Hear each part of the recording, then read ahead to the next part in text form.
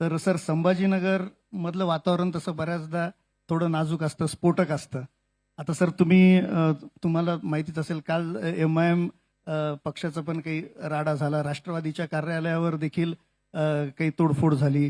तर सर मला दोन उत्तरं अपेक्षित आहे आपल्याकडून, की ॲज अ शिस्तप्रिय गृहमंत्री म्हणून आपण कसं पाहतात आणि ॲज अ राजकीय एक नेते म्हणून आपण ह्या घटनेकडे कसं पाहतात?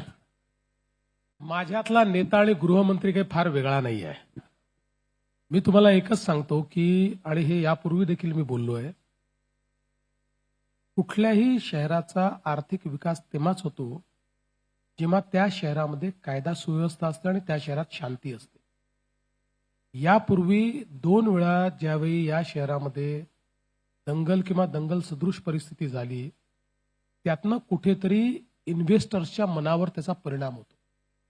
आणि म्हणून शहरांमध्ये कायद्याचंच राज्य असलं पाहिजे, त्या ठिकाणी सौहार्द असला पाहिजे, हे अत्यंत महत्वाचं आहे.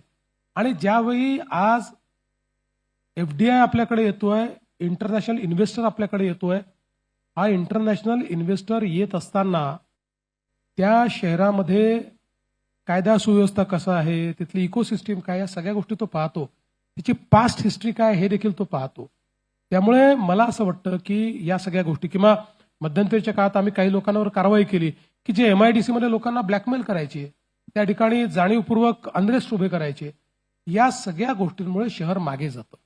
आणि म्हणून माझं अतिशय स्पष्ट मत आहे, कायद्याचंच राज्य असलं पाहिजे आणि अशा पद्धतीच्या ज्या प्रवृत्ती आहेत त्या प्रवृत्तींना ठेचलंच पाहिजे.